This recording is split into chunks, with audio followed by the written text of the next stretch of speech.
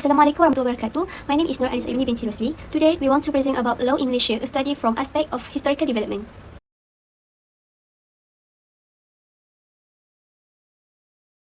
Firstly is introduction. Before colonization, Islamic law was already integrated into Malay custom. There are two main traditions shape this integration. The first is Temenggong tradition, focused on criminal and administrative law.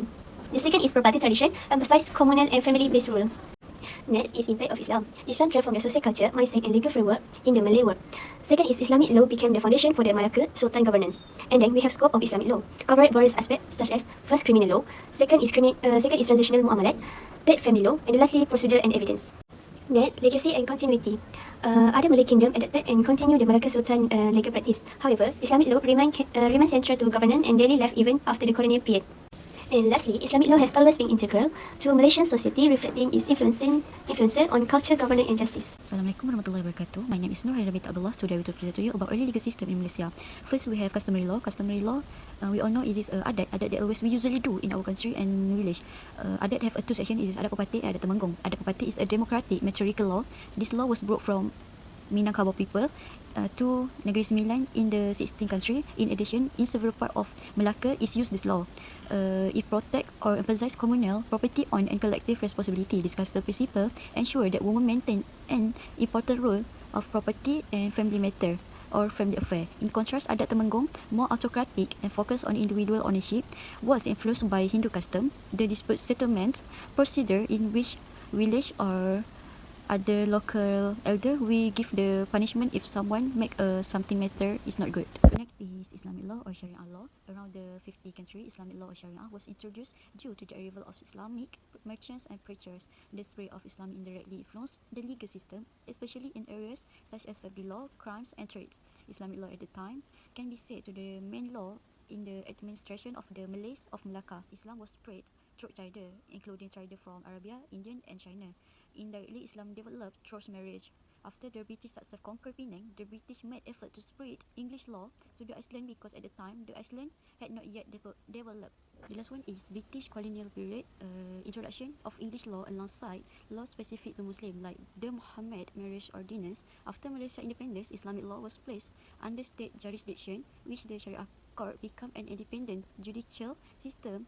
Today, Malaysian legal system is a blend of customary law and Islamic principle, with the Sharia court continuing to play a key role in personal and family matter.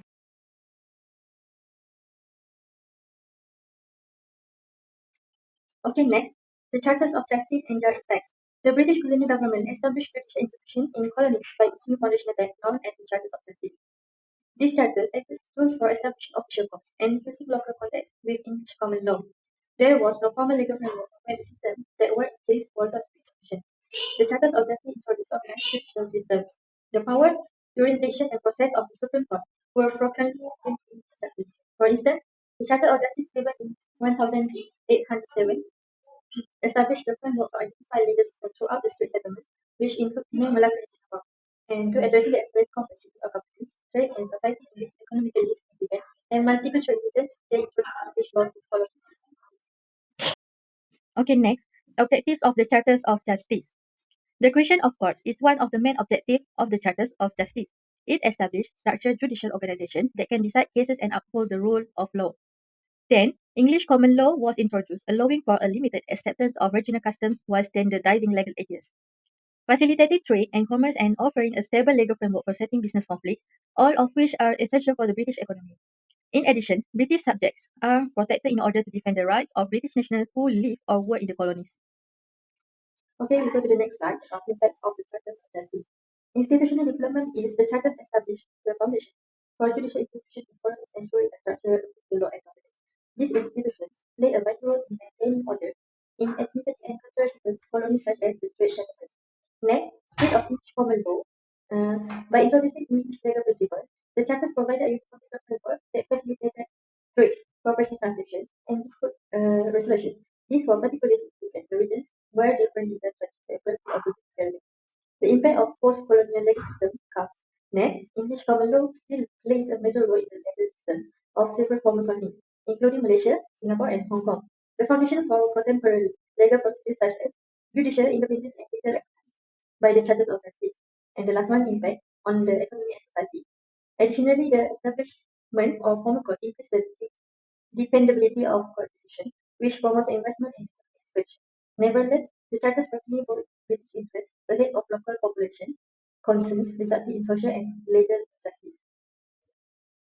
My name is Dini Sofia binti Asari. Today I will present about post-colonial development. Post-colonial development refer to the development approach that emerged after the colonial era, which emphasized the restoration and strengthening of the identity and culture of the people who were once colonized. Therefore, the role of public policy and the government's BIP policy were some of the factors that shaped Malaysia after colonialism before account was taken of policy changes resulting from anxiety over sovereign debt and novel tendencies in policy philosophies. Public investment reached their highest incident in the 1970s and early 1980s. Next, history of legal reception. The legal system which was dominant in Malaysia pre-colonial period was the adat, which was a Hindu-Buddhist system derived from South Asia.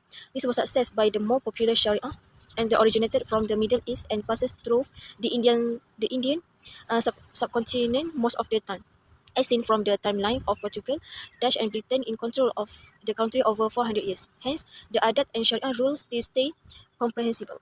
The English legal system is still widely used today. It comprises the legal and political process and institution, such as the legislative process and the governmental structure. In addition to certain written the common law, even after accepting Malaya's independence, the British colonial authority likely attempted to formalize the application of English corporate and commercial rules primarily because of their ongoing economic interest in the territory. Assalamualaikum warahmatullahi wabarakatuh. My name is Nur Anisha binti Masapar. I want to tell you about contemporary legal framework. For explanation, its Malaysia legal system reflects a multiracial and multi-religious society, combining English, Sharia and customary law.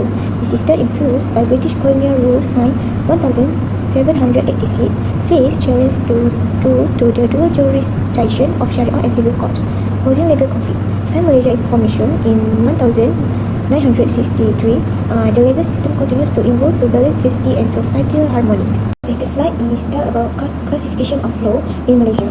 In Malaysia have two main laws, which is Sharia laws and civil laws. That's classified into Malaysian and international law. For the second point is Malaysian law includes public and private law. For private law covers criminal, constitutional, administrative and industrial law. For private law deals with individual rights and obligations.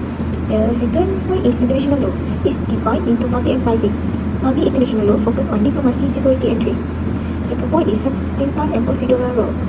For this is cover individual rights and responsibilities, while procedural law outlines method to enforce this right. The last point is criminal and civil law. That is different titled by legal terminology and scope. For example, the criminal procedure code and the law reform is marriage and divorce. The legal system have two, which is before and after the arrival of the British. For this slide, I will tell the legal system before the arrival of the British.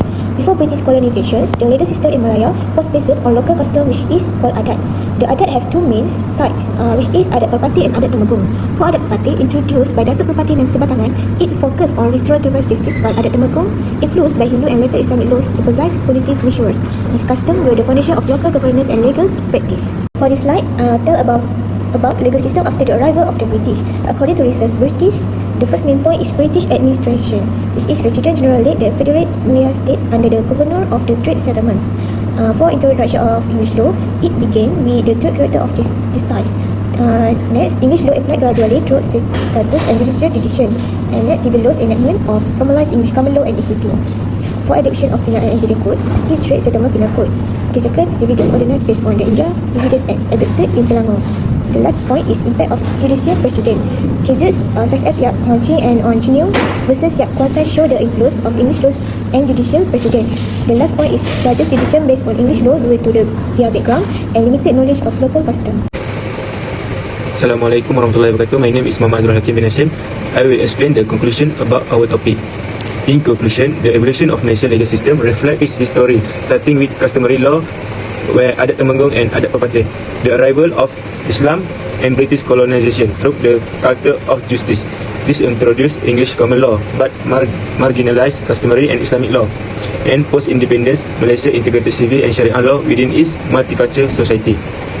While Sharia court have become more structured, challenge like power struggle with civil court persist. Overall, this evolution highlights ongoing effort to balance tradition and modernity, creating an inclusive legal system that meets the needs of its people.